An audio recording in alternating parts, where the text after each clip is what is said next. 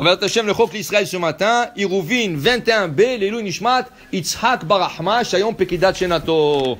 Dit la Gemara, Darash Rava, Maï Dichtiv, Vioter Mehema Beni Zer Asot Sfarim Arbe. Que veut dire le roi Salomon dans les Ecclésiastes quand il dit dans le chapitre 12, fais attention de faire beaucoup de livres. Alors il dit ici Sfarim, c'est aussi, ça vient du mot Sofrim. Sofrim, ça veut dire le Rabbanan. Beni Isaer Bidivre Sofrim, Yoter Midivre Torah. Fais attention aux paroles de nos sages, plus que qu'est-ce que la Torah t'a dit. Akadosh Baruch Hu, il peut avoir de la miséricorde. Akadosh Baruch Hu, il peut pardonner. Mais les sages, ils sont très stricts de ce qu'ils disent. Et celui qui transgresse les paroles de Rabbanan, il va se mettre devant ce Rabbanan et il doit s'expliquer comment ça se fait qu'il a transgressé, qu'est-ce qu'ils ont dit. Okay? Alors la fameuse histoire de Rabbi Akiva. Rabbi Akiva, à l'âge de 120 ans, le dernier mois de sa vie, il a passé en prison. Les Romains l'ont mis en prison. Okay? Un mois plus tard, dans Yom Kippourim, ils l'ont peigné avec des peines en fer. Pendant ce mois-là, il y avait son élève Rabbi Yoshua qui venait le visiter chaque jour. Et Rabbi Yoshua lui a emmené une miche de pain et une carafe d'eau. Un jour, ils ont changé le gardien.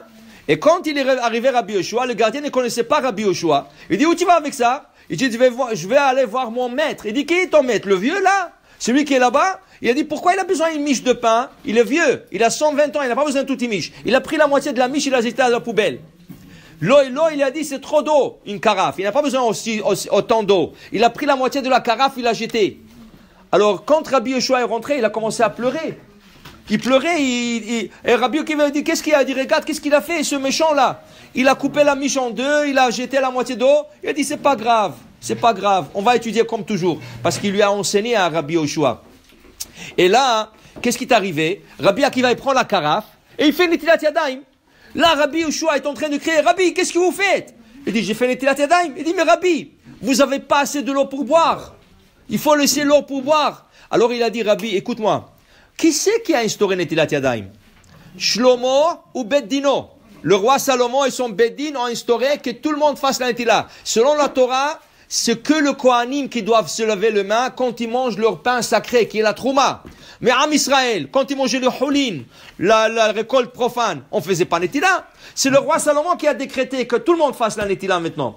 Alors il dit, qu'est-ce que je ferai quand je monterai bientôt en haut et que je serai en face de Shlomo Amelech et son Beddin? Comment je vais me justifier de ne pas faire Netilat? Ils vont dire, ah, tu pouvais pas faire un peu de Netilat? Alors je préfère, il a dit Rabbi Akiva, il a préféré de mourir de soif dans ce monde que de se présenter les vents tribunal de rabbins qui ont décrété l'Netilat Yadayim. Pour dire, Isaer bidivre Sofrim. Fais attention aux paroles de Sofrim, de sages, quand ils ont décrété quelque chose. Ne dis pas, ah, c'est des rabbanan. C'est pas la Torah, c'est les rabbins qui l'ont inventé. C'est plus grave.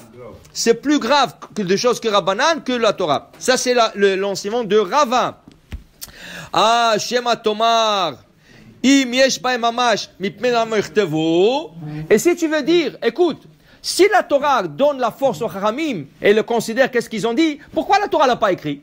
Pourquoi la Torah n'a pas donné cette mitzvah? Par exemple, Netilat Yadayim qu'on a parlé, pourquoi la Torah l'a pas dit? Si allumer le bougie de Shabbat, c'est tellement important, pourquoi la Torah l'a pas instauré?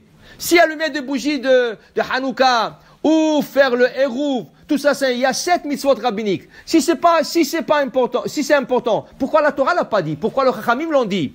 Dit Rava, lama lo nichtevu, amar kera, asot sfarim arbe en ketz, vela garbe gamesar.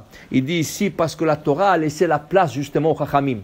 Comme Hachem, il a laissé la place aux hommes de, entre guillemets, parfaire sa création. Okay? Hachem a laissé la place à l'homme de parfaire sa création. La Torah a laissé la place aux Chachamim d'ajouter à la Torah. Qui veut dire, le Tronus Rufus, un empereur romain, il a posé la question à Rabbi. Si Akadosh Baruch Hu veut que le juif se circoncis, pourquoi il ne fait pas qu'un juif né circoncis? Okay? Comme tu as des gènes spéciaux de juifs, tu peux avoir aussi, tu aurais pu être né avec la circoncision. Dit Rabbi Akiva, tu sais pourquoi? Parce qu'Akadosh Baruch Hu voulait qu'on participe dans la création, que l'homme né non parfait Et vient le Moël, il le parfait. Il le coupe le prépuce pour le parfaire. Okay? Alors ça veut dire qu'Akadosh Baruch Hu a laissé la place. Et on le dit dans la prière de Shabbat. Asher bara Elokim la asot. Dieu a créé, mais à toi à parfaire. La asot, toi tu dois faire. Okay? Alors puisque Hachem dans la création a laissé la place pour parfaire la création, ainsi la Torah a laissé la place aux Chachamim de venir et d'instaurer des choses et des décrets, comme par exemple, Bassar Bechalav, ils ont décrété de ne pas manger le poulet avec le lait, tu attends 6 heures, comme pour la viande. Il y a beaucoup de choses qu'ils ont instaurées. Et tout ce qu'ils ont instauré, il faut que tu respectes. Et c'est comme ça, tu donnes le respect aussi à la Torah. Baruch Adonai Le'olam. Amen ve Amen.